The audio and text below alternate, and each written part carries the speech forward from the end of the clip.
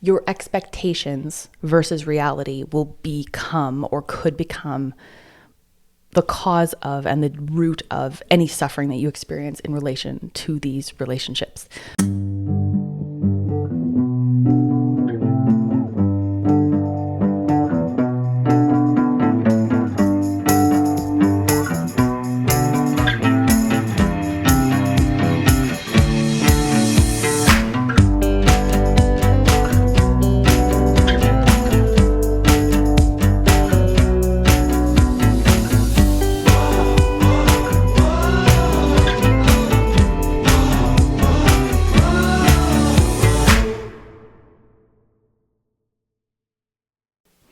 Hello and welcome to this week's episode of the Uncovery Podcast. My name is Maddie and I used to have anorexia and now I do not. And I have a baby and a house and a life instead. And I have a very strong belief that every single person can have the life that they want outside of an eating disorder and never have to think about it again and actually be recovered and then move on if they choose to do so. And so my hope is that these episodes can either show people how to do that, how I kind of tried and succeeded at doing that, and then what kind of correlations I see in the experiences that I have in the kind of new chapters that I'm moving through that kind of parallel to the way that recovery works. And today I kind of want to talk about relationships, friendships, and like moving through chapters, because I've seen some parallels in my life that I saw in recovery in early days and that I see now in transition through pregnancy and new motherhood. And I want to normalize that shifting relationships through big events and chapters in your life is normal, and the grief that comes with that or can come with that also normal. The surprise and delight that can come with that is also totally normal, and I think it's all very good and all very okay. So yeah, this is kind of just a quick one to say this is sort of what I've noticed. People that you do not expect will really, really come in and unleash love on you, especially those who have been through the thing that you are going through. And I had less of this in recovery only because I don't know that I knew that many people who had either privately or publicly gone through an eating disorder and recovered fully and moved on with their life and then were like, welcome, and like, let me tell you all the things. I had a couple, but not a ton. Compared to motherhood, pregnancy and motherhood, there's obviously just way more people that have gone through that and will go through that. And they like just came out of the woodwork when I was telling people that I was pregnant. It's this very like, I see you, I know what you need, and let's do this together. So there's this kind of like, the first thing is that just unexpected people from unexpected places will completely show up in ways that blow your mind. And that happens in recovery. And that also happens in motherhood and through kind of just like life transition chapters. And I say chapters, like we've all kind of been in the place, and especially kind of between your 20s and 30s, let's say, where you have one foot in this sort of, some of your friends are single, career driven, thriving, just like living life, dating, going out. I'm like, what other things do those people do? Because I don't do them anymore. Go outside of their houses, go out at night. And then you have this other foot in the world of your friends that have settled down earlier than you, have gotten married, kids, houses, etc. Which is not to say that those things are completely mutually exclusive. Moms and wives can have jobs and have careers and go out at night should they choose to do so. I'm just saying that you sort of like find yourself in between these two worlds during a certain period of age of your life. And those relationships are going to be responsive in their depth, texture, topics, whatever it is. The experience of the relationship is going to reflect what those chapters are. And they definitely can. And I think that that's actually totally, totally normal. Not that you're a different person with these people than these people, but as you're kind of moving from one to the other, you will sort of see that these things shift.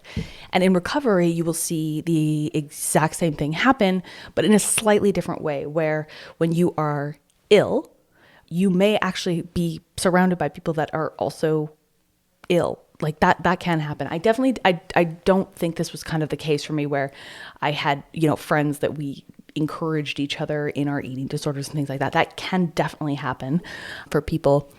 But the nature of the relationships changing from the before to the after when you actually move into recovery can definitely happen. And part of that is their response to you, but part of this will be how you are showing up to them as well. And this has been an immense learning for me in all of these chapters, is that I have contributed and will always, contribute to the dynamic that I'm experiencing within a relationship. And there will be the other person's kind of perspective, there will be my perspective, and then there will be some version that is like the most accurate, right? Because we all think we're not the villain in our own story ever. So I think as a bias, tend to have this lens of this happened to me, or this person did something to me, etc. And the other thing to kind of make note of as you go through these transitions is that your expectations versus reality will become, or could become, the cause of and the root of any suffering that you experience in relation to these relationships. So having an idea of how somebody needs to show up to a relationship, and if they show up differently, like that's going to cause you suffering if that's your mindset. I think another one of sort of like the biggest learnings that I have is you need to be able to meet people where they're at and have other people meet you where you're at and be okay with that. And at the same time, I don't think that means like, oh, well, I'm going to set a boundary because I'm not being met where I am. And so where we meet is this like very kind of distant step back place. I mean like true sort of like, I see you and this is okay with me, however it is that we show up. I'm not choosing to demand more of you. I'm not choosing to demand more of myself. And sort of getting away from this like, I just need to protect my peace at all costs. And that will, at some stage, if you do it aggressively enough, go past sort of like being a sovereign person and being an isolated person and a person that cuts relationships out. And so I don't encourage people to do that, just kind of like willy-nilly. And past me, I would say, was, for a variety of reasons, much less tolerant of the differences in dynamics of a relationship and having them shift. A couple of different types of relationship shifts that you might see that I think might be more common. And so then you can kind of like prepare for them, because these are ones that I kind of went through. In recovery, people may get to the point where they're like, I'm done. I cannot like watch you go through this. Even if you go into recovery, if you've, let's say, been in recovery before and like you're not yourself when you have an eating disorder, even when you're recovering from one and you're still working on it, you're still not yourself. And that can tax people's energy for sure. I definitely wasn't the person that I am today when I was ill, or even when I was in recovery. And the sort of nervous system dysregulation and the sensitivity that you tend to have when you're in the eating disorder will obviously have an impact on relationships. I mean, I've said many times, I don't think romantic relationships are sustainable or fulsome if you are in your eating disorder, but even friendships will have their limits as well. And then also there's going to be people that even when you're in recovery, let's say that they've been through an eating disorder, for example, and let's say that they maybe aren't fully recovered and they still have a lot of noise about food, their bodies, etc. They might have a hard time watching you continue to go through recovery. So I had friends that were like, I love you. I can't be as close to this as I would like to be, because it is, to use the T word, triggering for me. And so, I mean, we all know like how I feel about the word triggered, or the fact that it's only really if you're like keeping your eating disorder that those things are probably going to trigger you. But at the same time, that's everybody else's journey. So it doesn't make it wrong. It just means that's the path that they're on, and they need to be able to protect their version of what recovery is by not continuing to walk the path with you.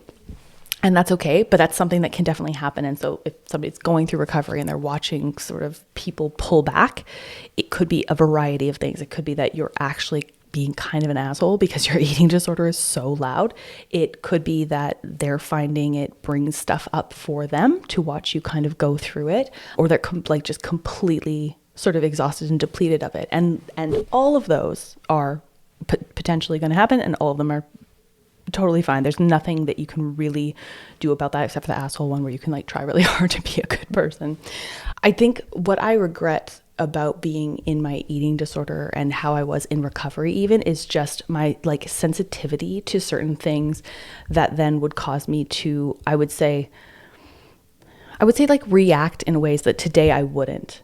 And friendships that I would not have, let's say, put at risk through feeling hurt by something and being quite like boundaried about it. And then that person fading out of my life completely. Like there's many examples of like me wanting to fall on my sword about different things in my eating disorder. Like there's tons of ways that I was like, I don't like that I was that way. I don't like I was that way. And this is one where I'm like, just being so hypersensitive to emotions that then you're not really looking at it from a 360 degree view or from like a bird's eye view. And like you do put relationships at risk if you can't like take a step back and be like, does this matter? Or bounce it off somebody that has a little more cognitive capacity than you in your eating disorder or even eating disorder recovery have. So that's one thing that definitely I wish I could go back and tell younger me. On the flip side of sort of like the new mom entering that chapter, something I wish I could go back and do and say is I would definitely be more there for the people that went through it before me. And it feels like this sort of like passing down of wisdom, and that something is only obvious to you once you've gone through it. Something is only possible to see once you have seen it. And it means that a younger version of myself did not have a clue what it was like to go through pregnancy and birth. And it's like, oh, yay, very like good for you. Like, that's so great. I'm, excited. And then when the rubber hits the road and then you find them flaking on plans or being really restricted in when they're available. And you're like, is it really that big a deal? Like, can you not just show up for me? Like, this is really straining our relationship, and like I'm expecting you to like continue to show up. And now being on the other side of it, I have this kind of like two things can be true view that you still can show up for your friends postpartum and with a child in ways that matter. 100% you can. So I'm always very hesitant to use babies and the babyhood and the new momhood as like an excuse or a crutch for like not showing up. And at the same time, we only have the currency of our time and attention, and those things are going to be monopolized by a very tiny human who has needs, and tiny humans that continue to grow will still have needs. So I think I would have been much, much more understanding of those things if I could go back. And it sort of seems to be one of these general and universal life lessons for women as we go through this thing, is that we're like, oh my God, if I had only known, I would have been there for you more. And so it's like that you have this desire to kind of like issue apologies to every friend you've ever had that has gone through pregnancy and postpartum and say, I wish that I would have understood and I could have been more there for you. Because then on the other side, when you get that from the moms that have been through it, you're like, 100%, this is exactly how I wish I would have been able to show up. But I think maybe each mom, as we go through this cascade, like understands why their friends couldn't, or why they didn't, or why they just like didn't seem to understand in the same way that their mom friends do. And that we all kind of just accept that we pay it forward rather than, having this sort of like, see, now you're here and now you see how it is. So that's been my experience as like a universal truth, is that I'm like, oh my God, I am so sorry. I did not know. And they're like, it's all good. We pay it forward. That's all. That's how it goes. Another parallel sort of between the recovery shift and the life new mom shift is this sort of need for isolation to some extent, or like need for going inward or being in a very sort of small little bubble. I've talked about this a lot, but I basically turned my life into a treatment center. I turned my like condo and my like everyday life into the structure and rigor of being like, it is recovery all day, every day. And it's only little pockets of freedom to do the more like social things that I ever want to do. So like fewer plans. And then in motherhood and new motherhood, you're like, I have far fewer plans and definitely not very many where it's like just me. So those are going to be parallels as well. And that's okay. And that might shift how things are with people in your world, but that is okay. I wonder if we give as much grace to new moms as we do to people that are like sick with an eating disorder, for example, where it always seemed very understood or very accepted that I would have differences in the way that I was able to show up when I was in recovery. If you're honest about recovery with people and you're not just kind of like fading away and they don't have an explanation for it and you're saying, well, I'm going through this thing, people tend to be quite accepting of that. I wonder if we hold moms to like a very different standard, even though they're actually going through what I would consider as big of, if not a bigger shift, just because it doesn't look like, oh, you were, on your deathbed dying of an eating disorder. It can be a strange dynamic where you feel like, oh, I like can't show up the way that I want to, but I really do want people to still love me. So yeah, I think that that's probably just like a challenge of new motherhood as well. And that sort of brings me to another kind of, I guess, parallel that I see, which is what your life centers around will determine how your time and attention is spent. And when you have a full, free life, that's like you get to choose what that is at every moment of the day, which is like very, very cool. But that's not always going to be the case. And it certainly isn't in recovery. And it really isn't when you sort of move your life through a long-term or forever relationship and a baby. Those things are going to shift because the center of your life changes. So when you're in recovery, and this is my true belief, I do believe you need to put recovery at the center until you are well enough to bake in flexibility and to bring in different dynamics that bring you outside your comfort zone and then like let that freedom come. But in the early stages, especially of recovery, like it has to be the center of your universe, because otherwise you won't recover. If it's not the number one priority, it will always sit on the back burner. It will always be something that you will get to later, or something that you will fully seriously address later, or I'll do some of it, but not all of it. It's like you really do need to go all in mentally on getting yourself out of your eating disorder. So that should be the center. And then when you kind of move, and this is my opinion, and maybe this is like a controversial take because I see a lot of discourse online about, men are not supposed to be the center and we need to decenter men, and men are the center of my life currently. My fiance and my baby are the centers of my life, and that's exactly what I would choose every single day and how I would choose to live. And maybe not everybody agrees. But it doesn't need to mean that you don't have other relationships, that you don't have other connections and friendships and women around you all of the time. It's basically like men are the very center of my universe, and then I'm surrounded all around by women. So like I think those things are okay and can all be true. And it doesn't mean that you're like replacing people, but you need to be able to allocate your time and attention to the things that feel like the central purpose of your life. And for me, it is those things. Now, whether or not everybody will encourage that or understand it will determine how close they choose to be to you.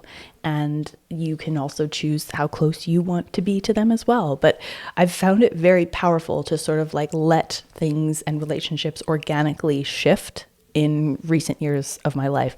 If it feels less close and that sort of just feels like it's happening, like that's okay. I think it's okay to intend to pursue a close relationship to a certain extent. So I don't really believe in this sort of like, well, if someone starts to fade, just like cut it off. But I also don't believe in like chasing somebody that clearly doesn't want to be around. And that's okay too. So it's sort of like meeting people where they're at and also understanding where people need to be met, and then determining either explicitly or implicitly, what does that mean for the shape of the future of our relationship? So I have great confidence in sort of how I approach things nowadays and going forward. But I would say I have a great many learnings of like mistakes that I think that I've made, or at least dynamics that I've definitely like contributed to that weren't ideal, or that I, haven't shown up 100% all of the time in the ways that I wish that I had. And if I'm honest with myself, do I know I could have probably done better? Yes. And do I also expect that other people, I think, could be more honest and can communicate more than perhaps they have? Yes, 100%. Like I think that all of those things can be true. And so I think the best that we can do is sort of recognize that these dynamics can exist, that things can shift, and then do better, all of us, basically. And to me, communication is just the root of everything. And giving other people a lot of grace and being very willing to apologize for your part in any kind of dynamic. These are the things that I have learned over time in all of these shifts. And people may come in and out, right? Like you may be able to pick up a friendship that you didn't expect to later on, or something has faded, but then it's come back. Like these things don't necessarily have to be permanent if both people are willing, but also like mature enough to sort of be like, oh yeah, that was weird. And like now we can do this thing together and move on. And maybe you end up at the same chapter at some stage. And then it's like, oh great, now we're in the same chapter and it feels more organic to be closer. So I don't think that all of these things are permanent, that some friendships and relationships can be pausable, let's say. But yeah, they might not be. They might be forever over. They might be in. But I would say that for me, I think just the perspective that the changeover in life has given me is that I think I would just give a lot more grace to people in the way that they show up in your life and encourage any kind of dynamic that feels good to both, and being willing to be like, hey, I miss you. Like, I know that we haven't talked in XYZ, or you still mean a lot to me. I'm still open. Are you, kind of a thing. I think that those are good to do. And I think you should be humble enough to do those things. And then also be humble enough to respond to those things if they're offered to you, if you really want them, instead of standing on principle and being like, well, no, I'm because you hurt me before, or because something changed before, I'm going to like die on some hills. I think that's probably not the most helpful way to do it. But yeah, that's all I wanted to talk about today, was just the way that these things can change, whether it's you're going through eating disorder recovery and you can't take everyone with you, either because they don't want to be there, or either because it just slowly fades, or they don't fit in the new paradigm of the person that you end up becoming, because you're not going to be the same person. So those things can definitely happen. And it happens also when you move through other chapters in your life, and all of that's okay. But there are definitely going to be people that stay with you through and through and through and through, and in whatever sort of capacity they can. And you will find your ride or dies. You will find your closest, most intense, like most strong circle of relationship through going through these chapters. So that filtering process, I think that's why letting things happen organically is important, because then you'll really know like who's there and sticking it out. So yes, this is also a public apology to every friend I've ever had that got married and had a baby, and that I really could not comprehend what that was and what that required. So yes, forgive me. I now understand and I will pay it forward.